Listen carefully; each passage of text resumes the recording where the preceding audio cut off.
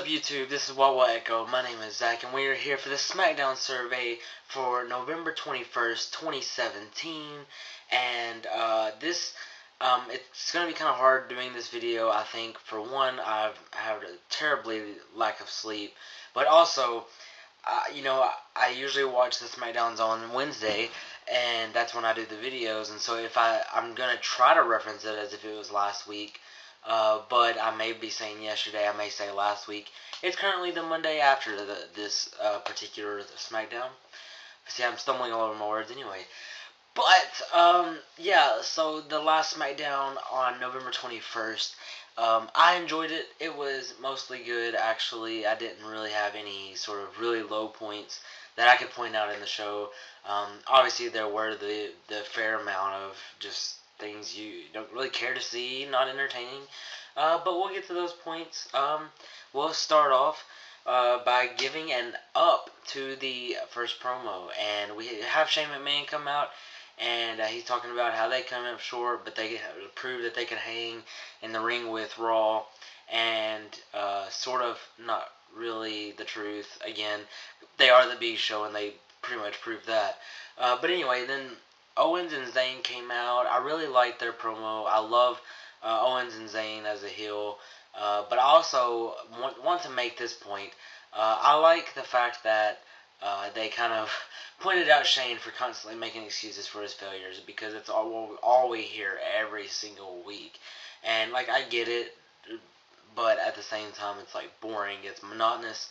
I'm just tired of it. And I'm tired of Shane opening up the SmackDown every week. But whatever.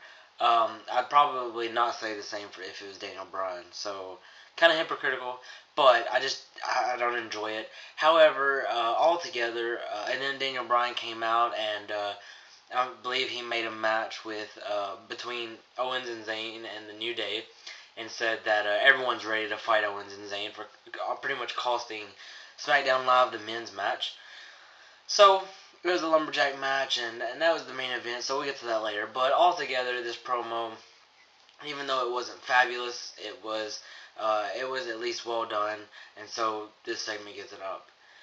The first match of the night saw Shelton Benjamin face off on one of the Usos. Now, I don't have it written down. I don't have a great memory, so I'm not even going to pretend like I know which one it was. It was Jimmy or Jay, one of the Usos. But anyway, this saw Benjamin coming out on top, and I was super confused about this, because why would you, like, I mean, I kind of get it, because you need it to kind of start that storyline, you need it to go, but at the same time, you just had the Usos pretty much prove that they're the best tag team, which they are, undoubtedly, the best tag team in WWE right now, and so you're gonna have them lose to Shelton Benjamin. Like, don't get me wrong, I love Shelton Benjamin. I'm a big fan of him. I always have been. And he's really good in the ring, but it's just, I don't know, it was a weird booking decision to me, and whatever, and of course, Chad Gable came in and did a couple of heel things again, like, I don't understand, but whatever, mainly because the Uso lost, and mainly just because it was confusing booking. I'm going to give this match a down. The match itself was pretty good. I mean, they are both very good in the ring, but it just didn't feel right, so it gets a down. Now, the next segment I'm going to talk about, I believe they showed up twice, but I'm going to go ahead and talk about them now, because this is the debut of Liv Morgan, Sarah Logan, and some other girl. I want to say her name was Rose. I might be remembering from Raw. No freaking clue. I only really know Sarah Logan because I've met her in person. I actually have an autographed picture of her somewhere. But anyway, I've met her in person. How cool is that? Anyway, so they come in and they attack. I can't remember who it was. They attacked several of the girls. I know Becky Lynch was one of them. And I thought this was really well done. I kind of liked it. And I didn't watch Raw the previous night, but then I realized, oh, they copied Raw. You got 3 women kind of debuting, except Raw had 2 debuting and 1 returning. Still yet, you kind of did the same thing, and so this segment is actually going to get an up and a down. And up because I love how it went down. I love how they debuted. I hope that this continues for them and builds momentum, and I hope they get a good run. But a down because it really did look like they copied Raw. Now obviously I'm not saying that they did intentionally, but it's just how it looks. I don't know. I'm giving it a down because I can. Next we have the Bludgeon Brothers. Oh, but before that down counter goes up one without further explanation, we finally see them debut against the Hype Bros. And, I'm conflicted about this match. Like, I know what I gave it, an up or a down, but I'm conflicted about this match because, um, Harper and Rowan, they sort of, like I've said this before, and it's like we see them as jobbers, we see them as not entertaining. Like they have no depth to their character. They have very little depth to their character. I might say they've been repackaged, over and over again as single stars, tag team, single tag team, whatever. Nothing seems to work. Maybe this will work. I don't know, but I really like how they did the match. Because I mean, I guess if you're gonna have them debut as the Bludgeon Brothers, you need to have them bludgeon someone, and so they did that pretty well. So I'm gonna give this an up, just to give them the benefit of the doubt. But we'll really see about that.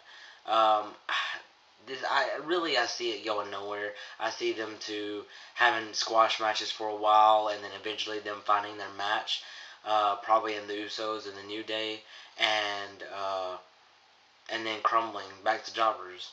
I don't know. Next, we have the AJ Styles promo, and I love AJ Styles. I really enjoy his work in the ring and on the mic, and just as a character. I love his promo and how he talked about how he could keep up with Brock Lesnar and how he's going to defeat Mahal and continue to be WWE champion. There's not much to this promo, but it didn't need to be because this was AJ Styles. And so I'm going to give this segment an up because that's it. That's all that matters. The next match saw Natalya facing off against Charlotte for the Women's Championship. I believe it was for the Women's Championship. And this was actually a really good match. Up until the three girls that I mentioned earlier, they interfered and attacked both of them. But up until that point, it was a really good match. I think it went to a no contest, although technically the match would have went to whoever got hit first. But I think it technically went to a no contest. But anyway, because this was a good match, because both women put on a good show every time, I'm going to give this one an up. And that brings us to our main event, which saw the New Day face Owens and Zayn. And I'm going to be honest, I didn't really watch all of this match. I didn't really hardly watch any of it because I was just trying to get through it because of time constraints. But I like the idea of the match. I like the fact that the New Day won. Obviously, they were going to win. I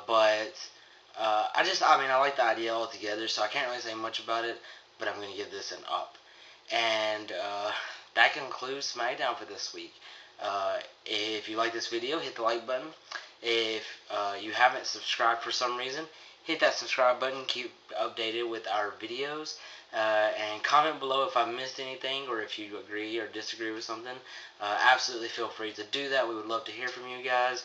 But that's all I have. Check us out for the Raw Rundown and SmackDown Survey for next week. Peace.